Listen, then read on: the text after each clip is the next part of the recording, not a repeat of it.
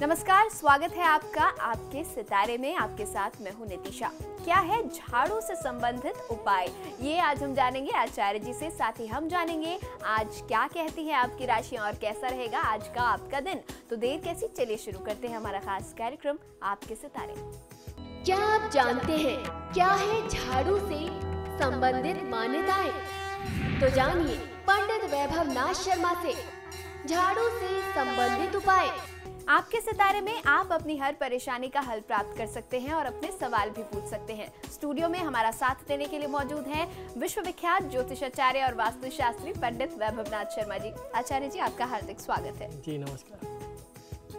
तो यदि आप भी अपनी कुंडली के ग्रह नक्षत्रों से है परेशान, या फिर कार्य, व्यापार या परिवार की चिंता कर रही है आपको परेशान, तो आप भी हमें कॉल कर सकते हैं। हमारे नंबर्स लगातार आपकी टीवी स्क्रीन पर फ्लैश किए जा रहे हैं। आप हमें हमारे टोल फ्री नंबर पर भी कॉल कर सकते हैं।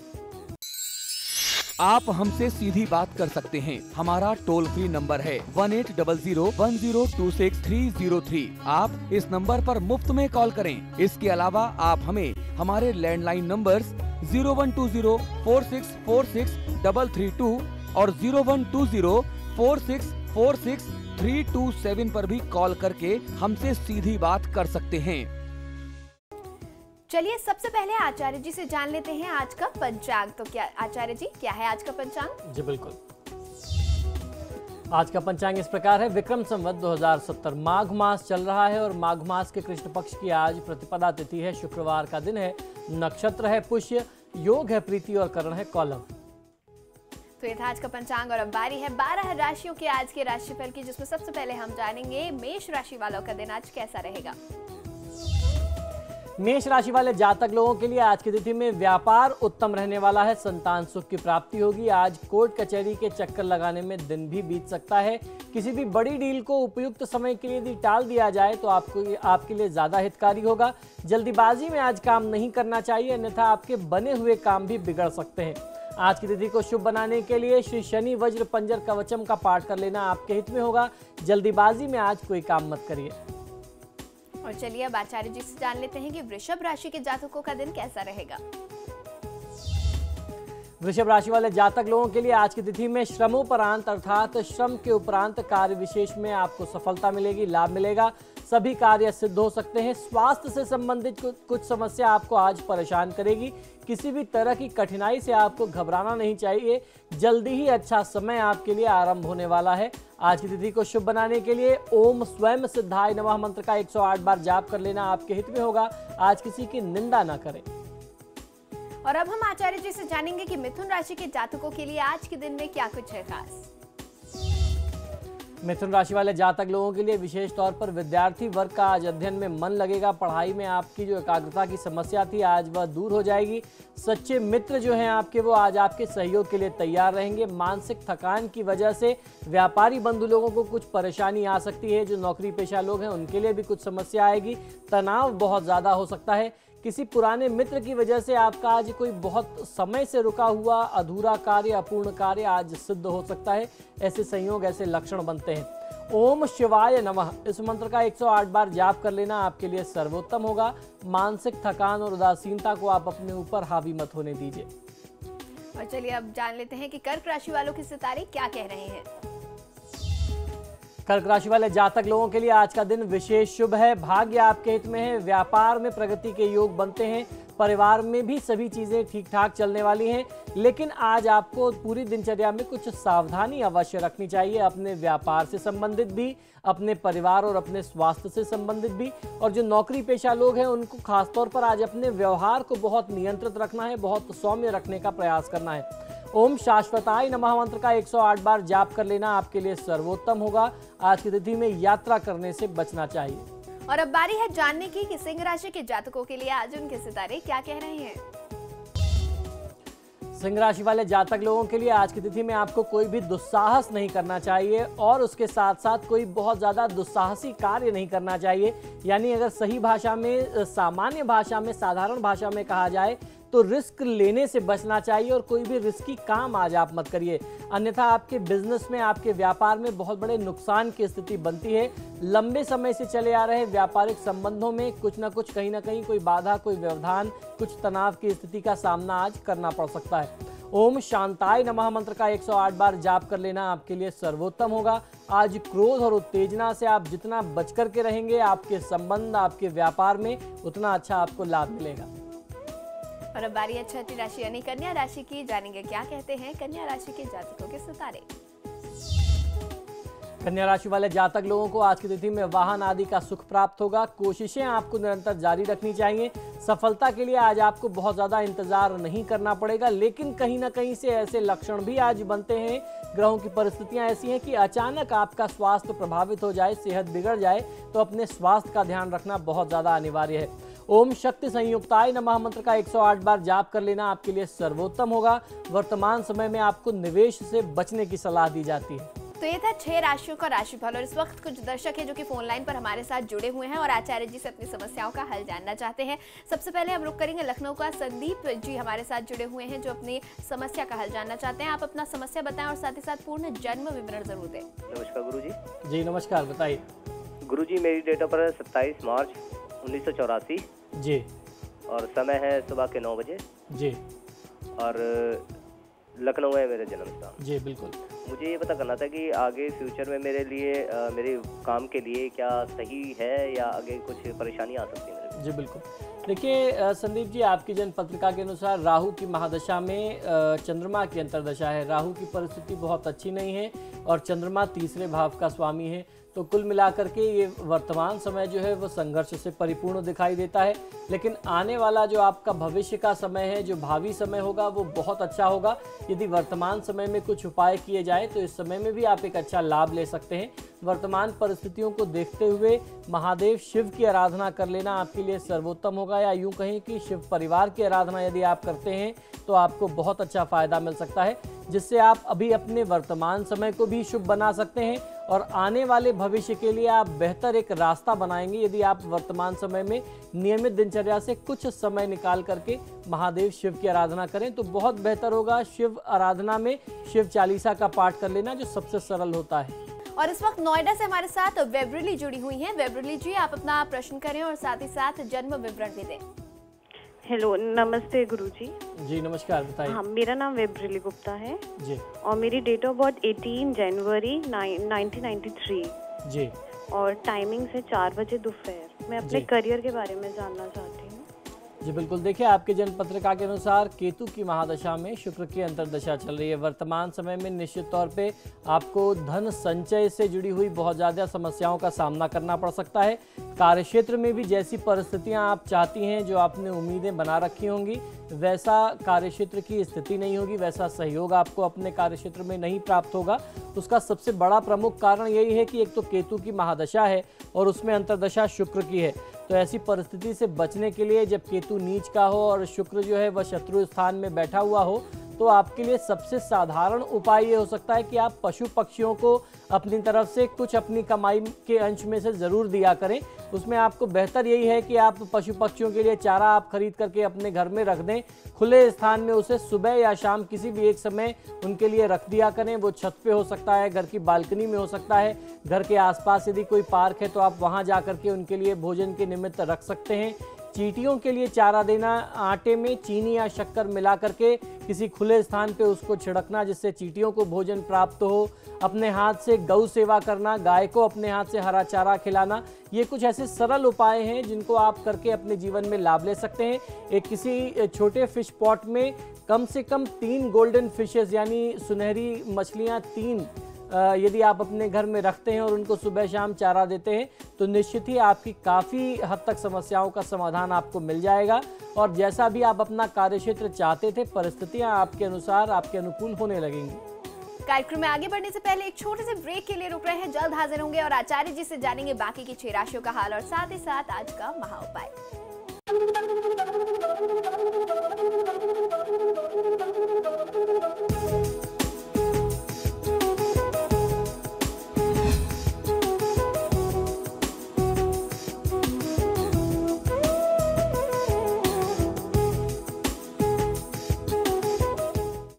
बाद आप सभी का एक बार फिर स्वागत है। आचार्य जी से हम जानेंगे कि तुला राशि वालों के लिए आज का दिन कैसा रहेगा। जी बिल्कुल, तुला राशि वाले जातक लोगों के लिए आज आप किसी नए कार्य के प्रारंभ की योजना बना सकते हैं। किसी अनजान व्यक्ति की बातों में आपको आने से बचना चाहिए। इससे होगा यही कि आप अपने बहुमूल्य समय को नष्ट करेंगे और बेकार की बातों में उलझ करके आपके तनाव और आपकी उलझन को आप बढ़ा लेंगे। तो आज की तिथि में आपको ऐसी व्यर्थ की बातों से बचना है। बहुत सजग होकर के आज के दिन को व्यतीत करने की आवश्यकता है। जो आपके विश्वास पात्र लोग हैं, जिनसे आपकी बातें अपने कार्यक्षेत्र से संबंधित विस्तार के लिए चल रही हैं, जो भी मीटिंग सुनी है आप उसमें ध्यान दें। व्यापार विस्तार की तरफ किसी नई परियोजना पर ध्यान दें तो आपको फायदा मिलेगा। ओम वीत भयाय नमः मंत्र का 108 बार जाप कर लेना आपके हित में होगा। आज आपको झूठ बोलने से बचना चाहिए। और अब बारी है जानने की कि वृश्चिक राशि वाले जातक आज के दिन क्या करें और क्या ना करें। वृश्चिक राशि वाले जातक लोगों के लिए विरोधी पक्ष से परेशानी हो सकती है और कोई जरूरी काम भी आज की तिथि में बनते बनते रुक जाएगा। ऐसी स्थिति ज्यादा दिखाई देती है। ज्यादा काम करने से आज आपको बचना चाहिए। टेंशन कम से कम लें। बहुत ज्यादा तनाव आपको लेने से बचना है और शारीरिक श्रम आज बहुत ज्यादा करने से बचना चाहिए। शारीरिक के साथ साथ मानसिक श्रम आप लगातार पिछले कुछ समय से करते आ रहे हैं, जिसके लिए अब आपका शरीर आपको आज्ञा नहीं देता। तो अभी आपको एक आध दिन के लिए स्वास्थ्य लाभ कर लेना चाहिए। वीकेंड आ रहा है, अपने लिए समय निकालिए। परिवार के साथ कुछ आराम करें तो ज्यादा अच्छा होगा। शेयर बाजार में यदि आप इन्वेस्टमेंट करते हैं तो शेयर बाजार से आपको आज लाभ बहुत अच्छा मिल सकता है। ओम शूर्पकर्णाय नमः मंत्र का 108 बार जाप कर लेना आपके लिए सर्वोत्तम होगा। परिश्रम से, कठोर मेहनत से पीछे आप मत हटिए। और अब बारी है धनु राशि की, जानेंगे उनका दिन कैसा रहेगा। धनु राशि वाले जातक लोगों के लिए पारिवारिक माहौल सुखमय रहने वाला है। प्रसन्नतादायी स्थिति आज बनी रहेगी। सकारात्मक रहना चाहिए। सफलता के द्वार आपके लिए खुलने के आसार दिखाई देते हैं। कारोबार में भी वृद्धि के संयोग बनते हैं। आमदनी के नए रास्ते आप वर्तमान समय में और ज्यादा तलाश सकते हैं। ओम श्री कंठाय नमः मंत्र का 108 बार जाप कर लेना आपके लिए सर्वोत्तम होगा। परिवार की बात या सुझाव को अनदेखा न करें। और अब हम आचार्य जी से जानेंगे कि मकर राशि के जातकों के लिए आज के दिन में क्या कुछ है खास। मकर राशि वाले जातक लोगों के लिए आज आपको संतान पूरा सहयोग देगी। संतान सुख प्राप्त कर सकते हैं। पारिवारिक सुख मिलेगा। किसी पुरानी योजना को मूर्त रूप देने के लिए यह समय बेहद अनुकूल है। आपको इस समय में सकारात्मक रहना चाहिए, यानी पॉजिटिव आप रहें तो आपको बहुत अच्छा फायदा मिलेगा। ओम शुद्धाय नमः मंत्र का 108 बार जाप कर लेना आपके हित में है। बहुत ज्यादा बोलने से बचना चाहिए। सोच समझ करके नपातुला बोलें तो आपके हित में रहेगा। और चलिए अब जान लेते हैं कि कुंभ राशि वालों के लिए आज के दिन में क्या कुछ है खास। कुंभ राशि वाले जातक लोगों के लिए न्यायालय से संबंधित मामलों में आपको सफलता मिलेगी। आज का दिन आपके लिए शुभ है। आज आपको हर कार्य में सफलता मिलने के संयोग दिखाई देते हैं। जीवन साथी और बच्चों के साथ कहीं बाहर घूमने की योजना जो आप बना रहे हैं उसमें आपको सफलता मिलेगी। ओम श्री कराय नमः मंत्र का 108 बार जाप कर लेना आपके हित में रहेगा। व्यर्थ की बातों में खुद को लगा करके बहुमूल्य समय नष्ट न करें। और अब बारी है आखिरी राशि के बारे में बात करने की, यानी कि मीन राशि के जातकों की। जान लेते हैं उनके सितारे क्या कह रहे हैं आज। मीन राशि वाले जातक लोगों के लिए आपके ऑफिस में, आपके कार्यालय में काम का कार्यभार आज ज्यादा रह सकता है। आज की तिथि में आपको सकारात्मक रहना है और तनाव लेने से बचना है। अचानक धन की आवक से मन प्रसन्न हो जाएगा। पुराने वाद विवाद को भूल जाएंगे। मित्रजन भी आपको आज खुशी और प्रसन्नता देने की स्थिति में रहेंगे। ओम विभुदेश्वराय नमः मंत्र का 108 बार जाप कर लेना आपके हित में होगा। आज ऐसा बिल्कुल भी कोई व्यवहार न करें जिससे किसी के दिल को, किसी की भावना को ठेस पहुंचे। तो ये था 12 राशियों का राशिफल। और अब हम आचार्य जी से जानेंगे आज का महा उपाय। जी बिल्कुल, आज हम आपको एक बहुत ही विलक्षण सी बात बताने वाले हैं जिसका प्रयोग अमूमन हर घर में किया जाता है, चाहे वो बहुत समृद्ध परिवार हो या कोई बहुत गरीब से गरीब व्यक्ति हो। लेकिन इसके बारे में आपको जानकारी उतनी नहीं है जितनी इसकी मान्यताएं हैं हमारे धर्मशास्त्रों में, उससे संबंधित आपको जानकारी बहुत कम है। जी हाँ, आज हम लोग बात करने वाले हैं घर की साफ सफाई में प्रयोग आने वाले झाड़ू की। झाड़ू से संबंधित हमारी मान्यताएं क्या क्या हैं, धार्मिक मान्यताएं क्या हैं, सबसे पहले आज आपको उसे जानना चाहिए। और जब आप उसको अपने घर में प्रयोग आने वाली साफ सफाई के इन चीज़ों को उस दृष्टिकोण से देखेंगे तो निश्चित तौर पे आपके जीवन में बहुत सकारात्मक बदलाव आएंगे।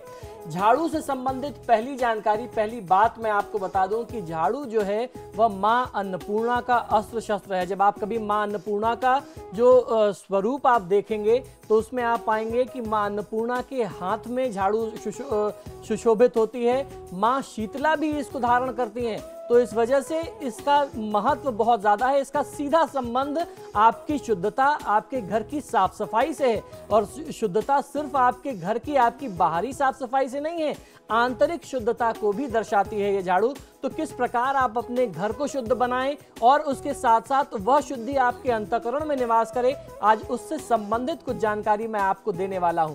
एक मान्यता के अनुसार संध्या काल के समय में अर्थात सूर्यास्त के बाद घर में झाड़ू नहीं लगाना चाहिए। अगर आप ऐसा करते हैं, आपके घर में ऐसा नियम है कि सूर्यास्त के बाद आपके घर में, ऑफिस में, दुकान में, फैक्ट्री में कहीं झाड़ू लगाई जाती है, तो ये समझ लीजिए कि आप सूर्यास्त के बाद जो लक्ष्मी के आने का समय है, आप अपने घर की लक्ष्मी को निकाल करके कूड़े के साथ बाहर फेंक रहे हैं। ऐसा कभी भी नहीं करना चाहिए। संध्या के समय में झाड़ू नहीं लगाने चाहिए। इससे आर्थिक समस्याएं, आर्थिक परेशानियां घर में बहुत ज़्यादा आती है। और ऐसा मानते हैं कि अगर कोई व्यक्ति ऐसा करता है तो जो काम करने वाले, जो मेहनती पुरुष हैं, उस घर में उनकी कमी हो जाती है, कन्याओं का जन्म होने लगता है। ऐसा माना जाता है कि जो धन का अभाव है वह निरंतर बना रहता है और धन में वृद्धि का संयोग जो है वह आपके घर से चला जाता है।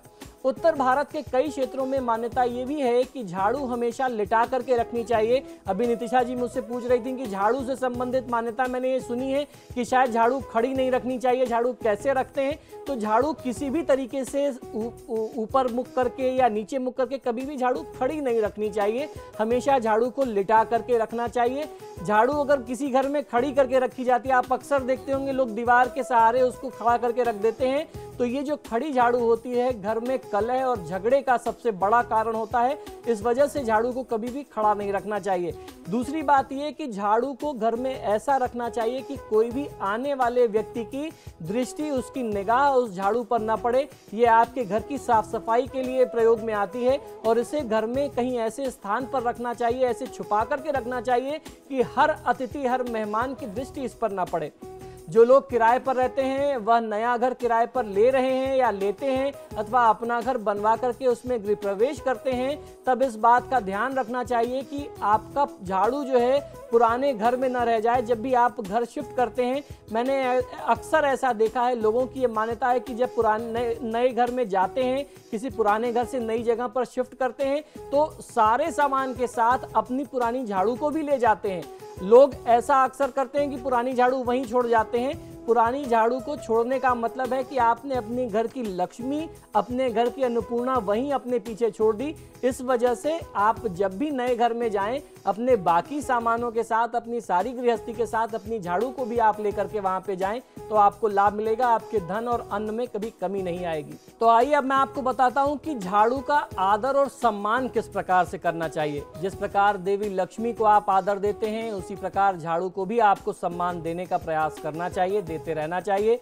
यदि अगर आपके घर में कभी कोई व्यक्ति झाड़ू लगा रहा है या झाड़ू पड़ी हुई है साफ सफाई के दौरान, आप अक्सर सुबह देखते होंगे कि आपके घर में जो भी महिलाएं साफ सफाई कर रही हैं, घर की गृहिणियां साफ सफाई कर रही हैं, कोई काम करते हुए बीच में झाड़ू लगाते हुए उन्होंने छोड़ दी और वो किसी और काम में बिजी हो गई और बच्चे आ जा रहे हैं, झाड़ू के ऊपर से लांग रहे हैं, उसको डांक रहे हैं। आपको भी ऐसा नहीं करना और अगर कोई आपके सामने ऐसा करता है तो आपको भी उसे लांघने से मना करना है। ऐसा करने से आप स्वयं अपने घर में लक्ष्मी और अन्नपूर्णा का अनादर करते हैं। इस प्रकार से आपको बचना चाहिए। अब मैंने आपको बताया कि झाड़ू का सम्मान करना है, लेकिन इसका मतलब ये भी बिल्कुल नहीं बनता कि इसे फूल, अक्षत, प्रसाद चढ़ा करके आप इसकी नियमित पूजा करें। ऐसा नहीं करना, उसका अनादर नहीं करना है। किसी और तरीके से आप उसको अनादर न करें।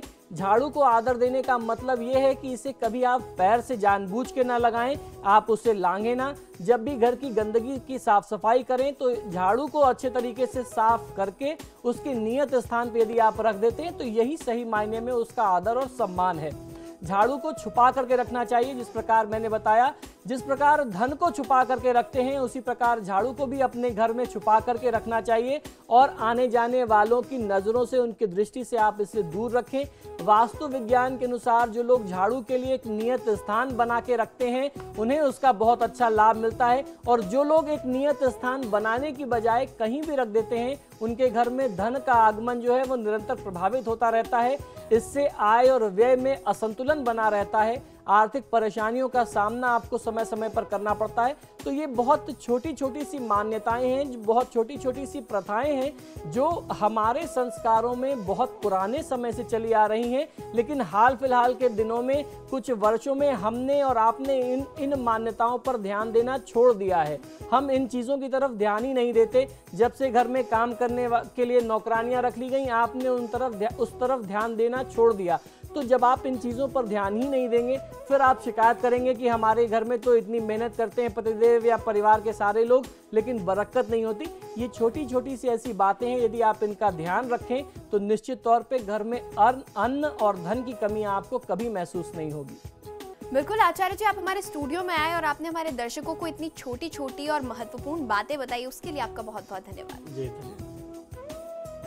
और फिलहाल मुझे दे इजाजत। खबरों के लिए देखते रहिए समाचार प्लस।